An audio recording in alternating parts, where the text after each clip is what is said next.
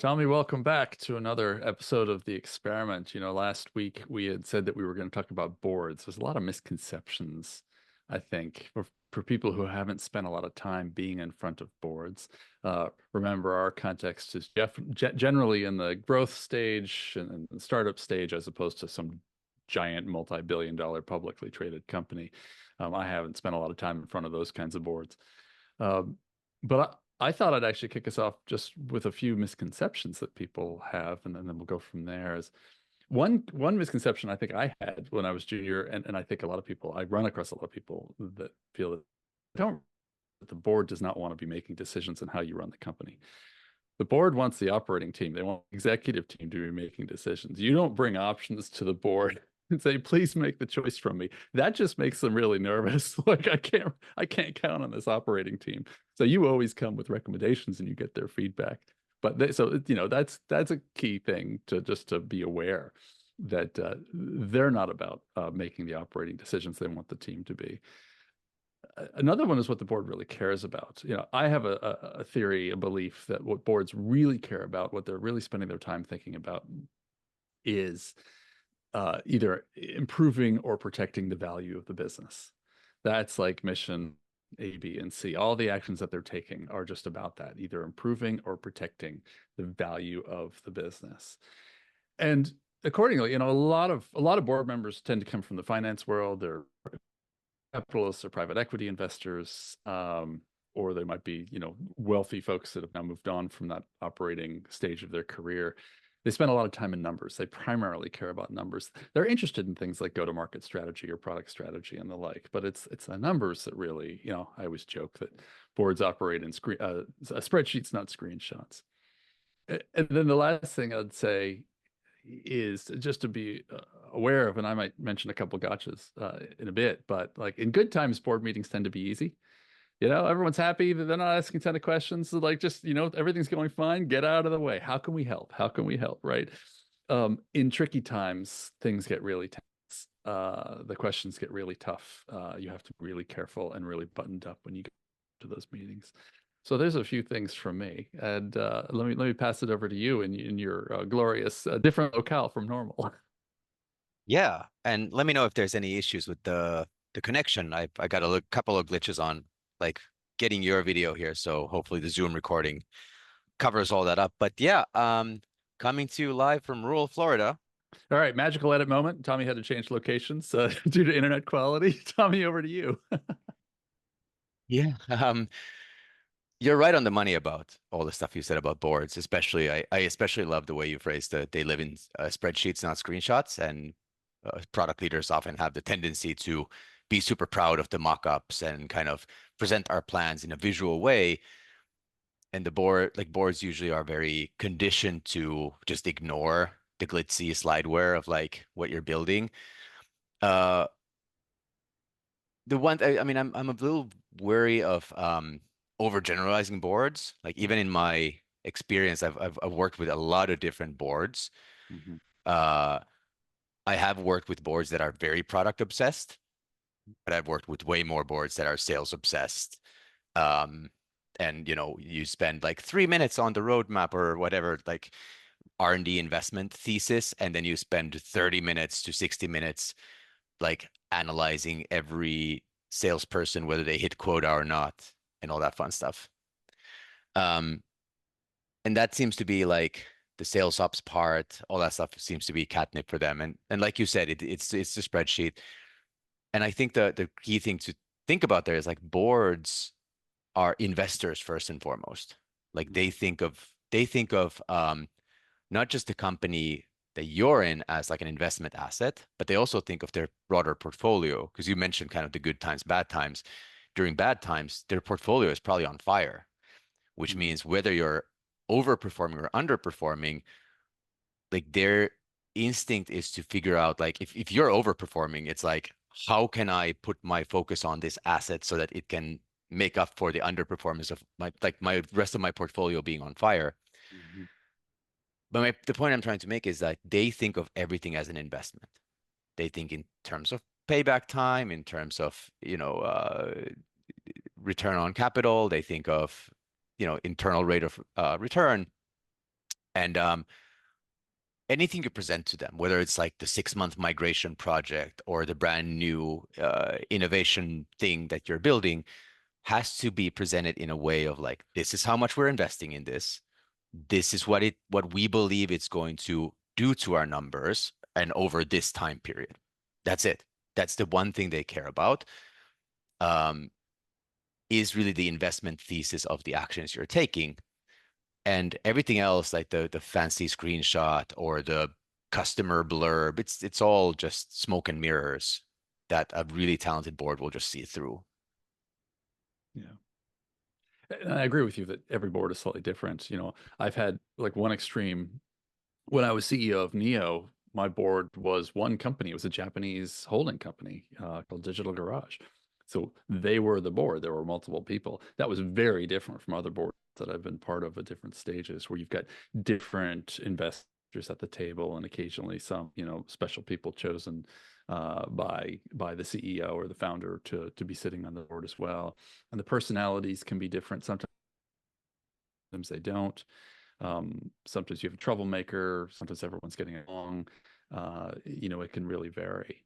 One of the trickiest moments that I think can happen, at least that I've experienced, and this is actually both for board meetings as well as in like due diligence meetings if there's a buyer coming knocking on the door of your company, but is just when things pop up, like if you're in the seat and you're actually talking, they're asking you to go through particular numbers or related things, and then questions get asked where you're not sure that you're completely aligned with the CEO. You're not completely, as much as you might do your homework and try to be aligned with them ahead of time, things pop where you don't know what's going to come out of the CEO's mouth, and you have to be really, really careful not to say something that is going to contradict what that CEO thinks. And there's, different tactics for doing it. Sometimes even like deferring the question. You're saying either we'll get back to you later or I'm going to hand this one back over to the CEO to answer. But like that's one of those really tricky, tense moments where you don't want to screw up. That's a really good call out because, like you said earlier, the board doesn't want to be kind of the decision maker. They're like good boards are really good sounding boards. You know what I mean? Like Yeah. they are usually people with really good perspective and uh, really good pattern recognition across the industry. Uh, I mean, they're on the board for a reason, right? So Mhm. they're really good sounding boards. You should always listen to the board's feedback intently. But at the same time, their primary job is to be the accountability provider for the operating team and first and Mhm. foremost the CEO. Yeah. And a really good board will identify any cracks in the leadership team really keenly. And that is like the ultimate red flag for a board if it feels like the operating team isn't running in tandem. And you're right, like ultimately, like the worst thing you can do is to set the CEO up for failure. I think some of my biggest mistakes, well, the kind of two categories of mistakes I've made historically with boards is either doing exactly what you said and in some way showing that there's a little bit of air between me and the CEO, Mhm. or presenting from an overly like product perspective, talking about velocities or sprints or even like kind of roadmaps in like a product language Yeah. rather than kind of an investment allocation thesis. Um, and I think the speaking of like different types of boards, the one really useful delineation I've noticed is this concept of like founder friendly board or not. You know what I Hmm. mean? Like some of like one company I worked at, the board was one guy named Jeff that the founder had beer with once a quarter. That was the board meeting. Nobody else from the like nobody from the operating team was there. It was just the founder and a guy called Jeff from the fund that had led the previous two rounds. And that was, of course, that was very founder friendly. That was literally the founder updating Jeff on what's going on. And then I've been in boards where the founder sweats for 2 weeks, the CEO or founder sweats for 2 weeks before the board meeting to make every single thing perfect, or else they'll get chewed alive. Hmm. I have a bias for the latter, even though it's more work for me and everybody around me, just because I like knowing that we collectively answer to a higher power, if you will, Yeah. versus kind of the founder friendly, which usually just translates to the founder and the operating team can just do whatever they want. and doesn't really have to answer to anybody. And I do like, if you have a good board, I love the accountability. Hmm. Yeah. I have two stories to share. I'll make them very, very short. One on a good moment and one on a bad moment. And maybe you've got some little anecdotes to share yourself. I'll start with the bad moment. This was in the mid 2000s, and we were working on early versions of the metaverse before that all exploded in the 2008 financial crisis. And it was actually in as the crisis was emerging. And so very tense times. And the CEO had run the board pretty close to the chest, hadn't invited us to spend a lot of time with there. We hadn't built a lot of relationships. And we needed to present. The board was now basically asking some very hard questions about what's your runway and where are you spending your money, given that like things are getting really rough really fast in the global economy. And we presented a model. I was asked to present a model. There was an error in the model. And the thing about board members, as I say, it may not be Jeff who has the beer, but a lot of board members that I've worked with, they're financiers, right? That's primarily what they do. They look at numbers all day long, and they will spot an error in a model, even though the screen seems to be filled with numbers that is overwhelming to most people. They just like, "Tink, there it is." And I felt like I looked like a fool. I really did. And and we were scrambling for a lot last minute emergency board meeting, but we presented something that hadn't been fully baked and it hadn't been um, like really battle edited enough. It wasn't ready. It wasn't ready. So that was embarrassing, and it hurts to this day. But the other side was, many years later, I was running product and engineering at Axial, and we had a board meeting, and the CEO and CFO had this. We had realized that we hadn't raised prices on our customers in a very long time. And we were just leaving a huge amount of money on the table. What we were charging the market was a huge number of our early customers were paying. So the question got raised of like, should we raise prices and how should we do it? And I was asked to do the analysis, and then we ultimately had a decision, and we were recommending this to the board. And I had relationships with two of the board members there that were quite good. The CEO had been um, very trusting in allowing me to build relationships. One person, one VC I'd known for a very long time. Actually, he was the reason why I was at that company in the first place. Uh, he told the CEO to hire me, so I had a really good relationship there. But like I pre-vetted what I was showing to these two board members before we even got in the room. And, that allowed me to get ahead of certain questions and spot things instead of hands right there, which was really helpful. But the other is like I began with this, when you're presenting numbers, you really got to think at what level do you want to present. And you usually want to start at a pretty high level summary. And I started at the sort of view, here's our decision, here's our recommendation, here's why. Deep. And so then I went into like a deeper level of the model and I exposed it on the screen. And then they wanted to go even deeper. And we almost went down to like, here's an account by account look of this thing. And they were just one, I really knew this analysis cold. I practiced it obviously with these two board members. And so it was very fluid. And they were so impressed with how thoughtful we as an executive team had been. It was the complete opposite of the first mess, right? And we walked away looking really good, and I was really happy about it. The second story actually reminds me of something that I've really grown fond of and grown an appreciation for, which is working with a CEO who is good at board management. Mhm. Like, holy moly, it makes a big difference when like the CEO understands number one, how to present to boards. Um, Number two, how to prepare a board meeting, and more importantly, like how to never bring bad news to a board meeting.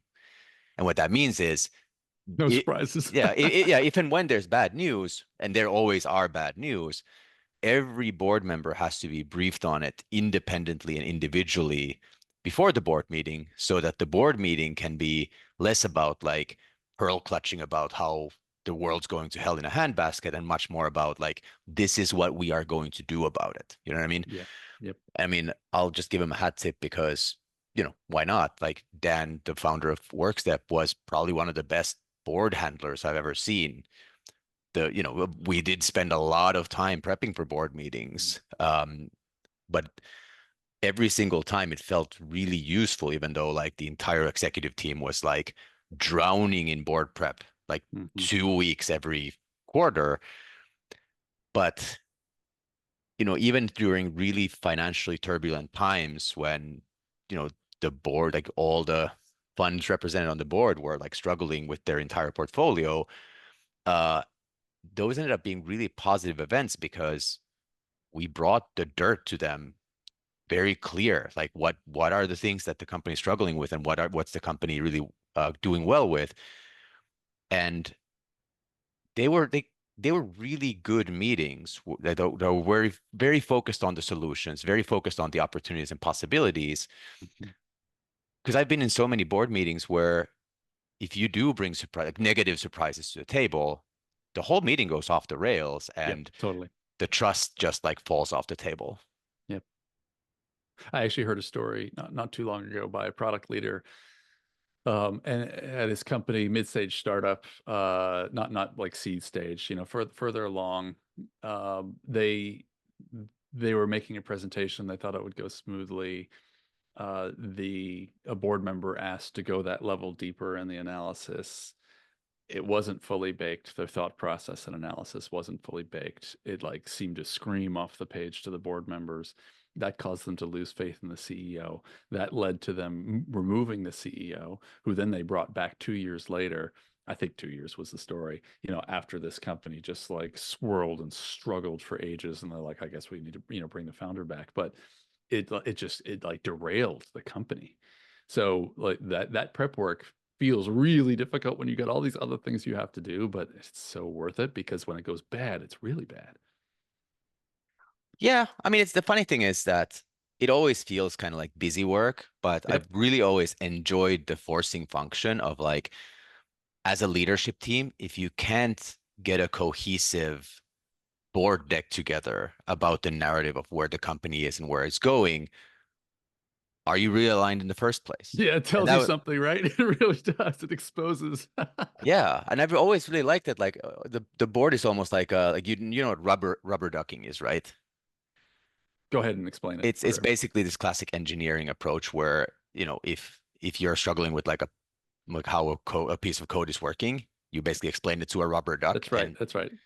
so it's sometimes, however smart the people on the board are, it can also kind of just be a rubber duck where like just forcing the operating team or the leadership team Yeah. to present a cohesive narrative at that level of sophistication once a quarter is a really good forcing function to ask the question, are we actually aligned with what the heck we're doing here? And like it honestly, especially at Workstep, there were a couple of moments when we came out of a board meeting and we were like, that meeting wasn't that valuable, but the preparation for it and the conversations that led up to it were incredibly Yeah. valuable. Yeah. You know what I mean? So 100%. that's to me sometimes the value of a board meeting as well, is just it is a forcing function. Just get real with your stuff. Yeah. Anything else you want to add on this topic? No, I mean, I feel like plenty because we didn't really dig into kind of the details of mechanics on how as a product leader to kind of build a board narrative, but we can maybe leave that as a cliffhanger for next time. Okay. All Or not right. necessarily next time, but a future time. That's right. All right. That sounds good. Thanks, Tommy. We'll wrap here. Keep it Yeah, efficient. let's do it.